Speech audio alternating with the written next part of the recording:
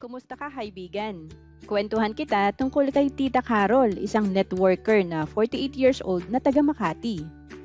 Grabing sipag niya, araw-araw nasa field siya, pero ang mga anak at magulang niya sa probinsya ang kanyang motivation. Iniwan ni Tita Carol ang kanyang pamilya sa probinsya habang siya'y nagtatrabaho sa Makati. Kailangan niyang suportahan ang magulang at dalawang anak. Lagi siyang busy pero ang goal niya, hanapin ang online business para mag-shift sa career na pwede niyang gawin kahit saan. Dito makikita at marirealize natin na tao rin si Tita Carol.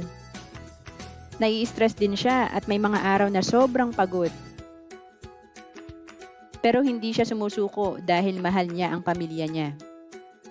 Isang araw habang siya'y nag-i-scroll sa Facebook, nakita niya ang isang online business opportunity. Sabi niya, bakit hindi ko subukan to? At ayan na, nagsimula ang kanyang journey.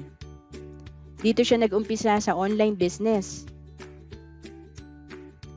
Nahirapan siya sa una kasi bago sa kanyang online world.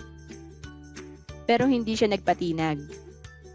At araw-araw, nag-aaral siya, nagtatanong sa mga online mentors at gumagawa ng paraan para matuto. May mga challenges, kaibigan. Pero kahit nagsimula si Tita Carol sa zero knowledge, hindi niya inatrasan ng pag-aaral. Nag-invest siya sa sarili niya sa mga online courses at natutunan niya ang ropes ng online business. Sobrang busy pa rin siya sa fieldwork at kailangan niya mag-balance sa pag-aaral ng online business. Pero ang iniisip niya lang, darating ang araw na hindi niya na kayang mag-field at tumatanda na rin siya. Ang dami niyang pinagdaanan pero hindi niya iniwan ang pangarap. Marami siyang online friends na naging mentors. Nagbigay sila ng guidance at support sa kanya at dahil dito mas napadali ang kanyang learning curve. Ito yung part na marirealize niya na kaya niya pala ang online business.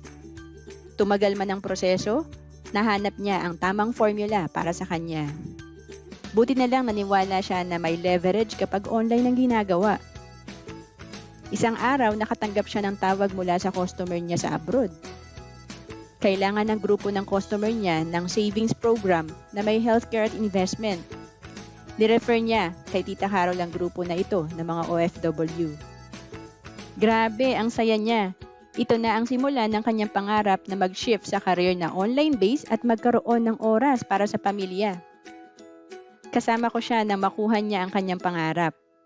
Natutuwa siya kasi nakakasama na niya ang pamilya niya at nagsisave na rin siya para sa kinabukasan ng mga anak niya. Ito ang mensahe ni Tita Carol, hindi mo kailangang maging bata para matuto at magbago ng career path. Kung may pangarap ka, kaya mo yan. Minsan ang pangarap natutupad sa mga hindi inaasahan na opportunities. Kaya kaibigan, kung meron kang pangarap, huwag kang matakot mag-shift o mag-try ng ibang career. Sa tamang sipag, tiyaga at determinasyon, kaya mo yan.